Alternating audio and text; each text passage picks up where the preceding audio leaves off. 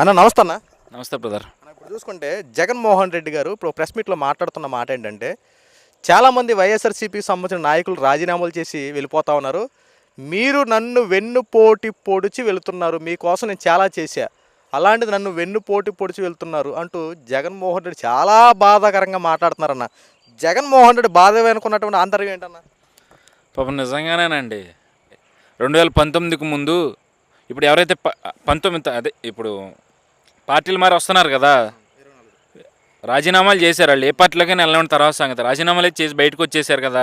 వాళ్ళ గురించి జగన్మోహన్ రెడ్డి గారు బాధపడుతున్నారు కదా, చాలా చేశాను, అది చేశాను, ఇది చేశానని. మరి నిజంగానే చాలా చేశాడు కదా. అది 19కి ముందు వాళ్ళకి బిస్కెట్లు ఎరేసి, కుక్క కనుక బిస్కెట్లు వేసినట్టు ఎరేసి వాళ్ళని పార్టీలో లాక్కుని చంద్రబాబు మీద విష ప్రచారం చేయించి అధికారంలోకి వచ్చేలా చేసుకున్నాడు. వచ్చిన తర్వాత పాపం వాళ్ళకి మంత్రి పదవులు, అంటే పాపం ఏ మాటగా ఆ మాట వాళ్ళకి న్యాయం చేశాడు ఎంతో కొంత. వాళ్ళకి మినిస్టర్ పదవులు ఇచ్చాడు, కానీ తర్వాత మొత్తం ఈయన చెప్పిందే చేయాలి కాబట్టి చేశారు. ఇప్పుడు ఎందుకంటే బిస్కెట్కి ఆశపడి వచ్చినాడు, ఆ బిస్కెట్ తినేంతవరకే ఆడితో పని, తినిన తర్వాత ఆడితో పని లేదు కదా. అటు జగన్మోహన్ రెడ్డితో వీళ్ళకే పని ఉండదు, వీళ్ళతో జగన్మోహన్ రెడ్డికి పని ఉండదు. సో అధికారంలోకి వచ్చిన తర్వాత వీళ్ళతో పని లేదు, ఏదో పేరుకి మంత్రి పదవి ఇచ్చి ఓ మూలను కూర్చోబెట్టాడు, ఇతను ఏది చెప్తే అది చెప్పాలని. సో ఈరోజు ముసలి కన్నీరు కారుతా ఉన్నాడు, నాతో వచ్చేవాడెవరో, నాతో కమ్మ. మా బాహుబలి సినిమాలో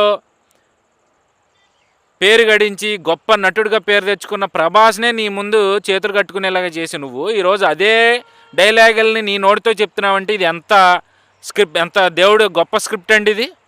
దేవుడు ప్రతిదీ చూస్తూ ఉంటాడండి. ఈరోజు నువ్వు ఏది పడితే అది మాట్లాడేసి, ఏది పడితే అది అనేసి, ఏది పడితే అది చేసేస్తే ఈరోజు చెల్లిపోద్దేమో, కానీ రేపు అనే రోజు ఖచ్చితంగా దేవుడు ఒక స్క్రిప్ట్ అనేది ప్రిపేర్ చేసి ఉంటాడు. ఆ స్క్రిప్ట్కి తగ్గట్టుగానే నీ లైఫ్ అనేది రన్ అవుతుంది వచ్చే రోజుల్లో. సో అది ఇప్పుడు కనపడతా ఉంది. నేను తలుచుకుని నీకు ప్రతిపక్ష హోదా రాదు చంద్రబాబు అని అన్నావు, కట్ చేస్తే ప్రతిపక్ష హోదా లేదు, లేదంటే పెద్ద పెద్ద డైలాగులు వేసావు. ఈరోజు అదే ప్రతిపక్ష హోదా కోసం అడుక్కుంటా ఉన్న పరిస్థితి, బతిమాలుకుంటా ఉన్న పరిస్థితి. ఇక మళ్ళీ నిన్ను కాదని పార్టీలు మారేవాళ్ళు నన్ను వెన్నుపోటు పొడిచినని చెప్పి డైలాగులు చెప్తా ఉన్నావు. మరి 2009లో 2009 10లోనో 10లో అనుకుంటా రాజశేఖర రెడ్డి గారు చనిపోయిన తర్వాత ఎన్నో నెలలకి ఈయన పార్టీలోంచి బయటకు వచ్చాడండి, కాంగ్రెస్లోంచి. అంటే మరి కాంగ్రెస్ పార్టీకి వెన్నుపోటు పొడిచినట్టే నేనా ఏమండి జగన్మోహన్ రెడ్డి గారు? ఈరోజు పార్టీలు మారి మీ పార్టీకి రాజీనామా చేసి వెళ్ళిపోయే వాళ్ళందరూ మీకు వెన్నుపోటు పొడిచారు అంటున్నారు. మరి మీరు కాంగ్రెస్లోంచి వచ్చేగా పార్టీ పెట్టారు, అంటే మీరు కాంగ్రెస్కి వెన్నుపోటు పొడిచినట్టే ఈ లెక్కన. ఎందుకంటే మీ తప్పులు మీరే ఇలా ఇండైరెక్ట్గా ఒప్పేసుకుంటారు. అంటే వీళ్ళు ఏమనుకుంటారంటే వీళ్ళు పెద్ద తెలివిగలవడం అని అనుకుంటారు భయ్యా. కట్ చేస్తే ఏమవుద్దంటే ఇది వీళ్ళ తెలివి ఎలా ఉంటుందంటే, ఏదో సామెత ఉంటుంది కదా, నీ తెలివి సంతకెళ్ళా అనేదో. సో అలా ఉంటుంది అనమాట వీళ్ళ తెలివి. ఏదో అనేద్దామని చెప్పి ఏదో అనేస్తారు, ఆఖరికి అందులో ఆ ఉచ్చులు వీళ్ళు ఇరుక్కుంటారు. ఈరోజు వెళ్ళిపోయిన వాళ్ళు వెన్నుపోటు పొడిచినప్పుడు నువ్వు కాంగ్రెస్కి వెన్నుపోటు పొడిచినట్టేగా. మరి నీ వెనకొచ్చిందంతా కాంగ్రెస్ పార్టీ శ్రేణులే, ఆ పార్టీ కార్యకర్తలే. మరి ఈరోజు వాళ్ళందరికీ నువ్వు వెన్నుపోటు పొడిచినట్టేగా జగన్మోహన్ రెడ్డి. ఏదో చెప్పాలి, ఏదో మాట్లాడేయాలి, వీళ్ళకి ఇది తప్ప వేరే ఆప్షన్ ఉండదండి. పద్దాక వాళ్ళ మీద వీళ్ళ మీద పడేయడం. గతంలో నీ పార్టీ వదిలేసి వెళ్ళిపోతున్నప్పుడు పోయిన ఎంటుకల్లో అదొక ఎంటుకనో, లేదంటే వెళ్ళేవాళ్ళు వెళ్తూ ఉంటారు, పార్టీ ఎప్పుడు బలహీనపడదు, వచ్చేవాళ్ళు వస్తూ ఉంటారు అని చెప్పి పెద్ద పెద్ద డైలాగులు వేసాడు, నాకు సరిగ్గా గుర్తులేదు. మరి ఈరోజు ఏంటి నన్ను వెన్నుపోటు పొడిచారని చెప్పి ఏడుపు మొదలుపెట్టాడు. జగన్మోహన్ రెడ్డిలో భయం మొదలైంది. వచ్చే ఎన్నికలకు కనీసం పార్టీ ఉంటుందా ఉండదా అని చెప్పి ప్యాంటు తడిసిపోతుంది. దాంతో ఏం చేయాలో తెలియక ఈ విధమైన ఏడుపులు ఏడిస్తే అన్న కనీసం సెంటిమెంట్తో వెళ్ళిపోయిన వాళ్ళని మనం టచ్ చేస్తే ఆ సెంటిమెంట్కి లొంగి ఏమైనా వెనక్కొస్తారేమో అని చెప్పి ఎమోషనల్ డ్రామాని ప్లే చేసే ప్రయత్నం చేస్తూ ఉన్నాడు జగన్మోహన్ రెడ్డి. అంతేగాని ఈరోజు నీ పార్టీకి రాజీనామా చేసి వేరే పార్టీలో చేరే వాళ్ళని కూటమి పార్టీ వాళ్ళు ఎవరు రమ్మనట్లా. నిన్ను ఆ రోజు అడ్డం పెట్టుకుని నీ అండ చూసుకుని రెచ్చిపోయి ఎక్కడిప్పుడు వాళ్ళ మీదగా మొత్తం వచ్చి పడిపోతుందో, ఎవరు ఈరోజు వాళ్ళందరినీ ఎక్కడ ఇబ్బంది పెడతారని చెప్పి భయపడిపోయి ఎలాగో నీ పరిస్థితి బాగోలేదు, ఇక్కడ నిన్నెవరూ పట్టించుకునే పరిస్థితి లేదు, ఇక నువ్వేం అండగా ఉంటావు పాపం వాళ్ళకే. అందుకే వాళ్ళు అండ కోసం నీ పార్టీకి రాజీనామా చేసి ఇటు వచ్చే ప్రయత్నాలు చేస్తూ ఉన్నారు. ఈరోజు రాజీనామా అనే అంశం ఏదైతే ఉందో అది ఏ పార్టీ అనే కానివ్వండి. ఈరోజు వైసీపీకి రాజీనామా చేస్తున్నారు. ఇలా రాజీనామాలు చేసే పార్టీలు మారడం కొత్త ఏం కాదు కదా, గతంలో కూడా జరిగినాయి కదా. టీడీపీ వాళ్ళు వైసీపీలోకి వెళ్ళడం, వైసీపీ వాళ్ళు టీడీపీలోకి రావడం, ఇవన్నీ సర్వసాధారణంగా చూస్తూ ఉన్నదే కదా. దీని గురించి పెద్దగా చర్చించుకుని అంత కాన్సెప్ట్ అయితే నేను కాదనుకుంటాను. కాకపోతే ఏంటంటే జగన్మోహన్ రెడ్డి గారి ఏడుపు చూస్తే కొంచెం జాలేస్తూ ఉంది.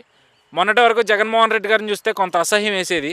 ఇలాంటి వాడిని ముఖ్యమంత్రిని చేసి రాష్ట్రం సర్వనాశనం చేసుకున్నారే ప్రజలందరూ కూడా, రాష్ట్రం అంతా కూడా అని చెప్పి ఆయన చూస్తే అసహ్యం వేసేది. ఇప్పుడు ఆ అసహ్యానికి ఈ జాలి అనేది తోడైంది. పాపం అనిపిస్తూ ఉంది. ఆ ఏడుపు చూస్తూ ఉంటే పాపం ఎట్టా బతికాడరా మా జగనన్న, ఎంత బిల్డప్లు ఇచ్చుకున్నారా, ఎంత హడావిడి చేశారా అనిపిస్తుంది. అంటే ఈ మనిషి పులివెందుల పులి అన్నారు, ఈ మనిషి తోపు అన్నారు, ఈ మనిషి తురుమన్నారు. పార్టీలు మారి ఆ పార్టీలోంచి ఈ పార్టీలోకి రావాలంటే రాజీనామా చేసి వస్తేనే చేస్తాను అన్నాడు. అలాంటి వాడు గత 5 ఏళ్లలో ఎంతమందిని చేర్చుకున్నాడు? ఒక్కరిని రాజీనామా చేయించలా, అది మనందరికీ తెలిసిందే. ఈరోజు రాజీనామా చేసి వెళ్ళిపోతుంటే ముసలి కన్నీరుగా ఆచుకుంటాను, నన్ను వెన్నుపోటు పొడిచారు, నాతో ఉండేవాళ్ళే నా వాళ్ళు, నాతో వచ్చేది ఎవరు, నాతో చచ్చేది ఎవరు. నువ్వు సినిమా డైలాగులు వేసి ఈ సింపతి డ్రామా క్రియేట్ చేసినంత మాత్రాన ప్రజలు ఆ సింపతికి పడిపోతారని చెప్పి అనుకుంటే మాత్రం అది నిజంగా హాస్యాస్పదం. అలా సింపతి డ్రామాలు క్రియేట్ చేసే గతంలో ఎన్నికల్లోకి వచ్చావు. ఈసారి మళ్ళీ సింపతి క్రియేట్ చేయాలంటే జనాలు ఆల్రెడీ నీ గురించి పూర్తిగా తెలిసిపోయి ఉన్నారు. నీ సింపతి డ్రామాలన్నీ కూడా ప్రజలకు అర్థమైపోయినాయి. అంతేగా మన 11 సీట్లు ఇచ్చినాయి. ఇప్పుడు నువ్వు కొత్తగా సింపతి డ్రామా చేసావు అనుకో, నిన్ను ఒక జోకర్లా చూస్తారు. ఇప్పటికే ఒక జోకర్లా చూస్తున్నారు, వచ్చే రోజుల్లో బఫూన్ కూడా కావచ్చు. అందులో మనం అది కాదు అని చెప్పుకోవడానికి ఏమీ లేదు. సో జగన్మోహన్ రెడ్డి వెళ్ళిపోయే వాళ్ళ గురించి బాధపడినా లేదా ఇంకోటి చేసినా ఉన్న వాళ్ళతో పని పోరాడు. అది చేత కాదు కదా. మన నీటి సంఘాల ఎలక్షన్లు జరిగినాయి, ఏడవలేక ముందే తప్పించుకున్నారు. మేము దూరంగా ఉంటున్నాం ఎన్నికలకి అని. ఎందుకంటే వాళ్ళకి కనీసం పోటీ చేయడానికి నెంబర్స్ లేరు. ఎక్కడుంటారు?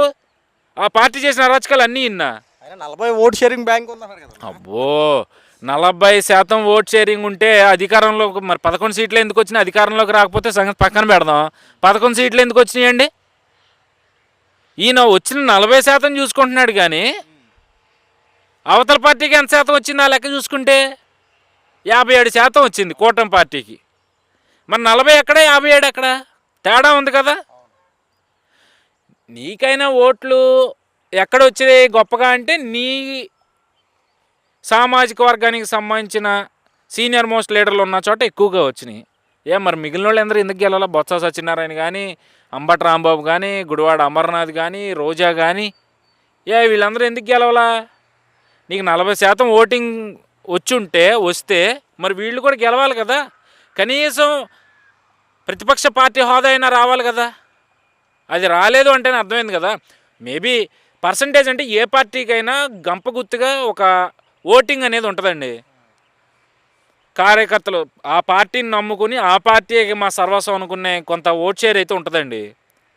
మేబీ ఈయన చెప్తున్నట్టు 40% లేకపోయినా ఒక 37%, 38% వరకు ఉంది ప్రస్తుతం. దాన్ని కూడా కాపాడుకునే ప్రయత్నాలు చేయట్లేదు కదా ఈయన. ఈరోజు ఆ 37-38%లోంచే కదా బయటకు వస్తుంది. బయటకు వచ్చి వేరే పార్టీలో చేరుతుంది అంటే ఇంకా ఈయన గ్రాఫ్ ఎక్కడ పెరుగుతుంది, ఈయన పార్టీ గ్రిప్ ఎక్కడ పెరుగుతుంది. సో ఏంటంటే జగన్మోహన్ రెడ్డి గారికి ఏదో ఒకటి మాట్లాడాలన్న తాపత్రయం తప్పితే మ్యాటర్లోకి వెళ్తే మాత్రం ఆయన దగ్గర మ్యాటర్ లేదనేది అందరికీ తెలిసిందే. ఓకే, థ్యాంక్ యూ అన్న. ఓకే.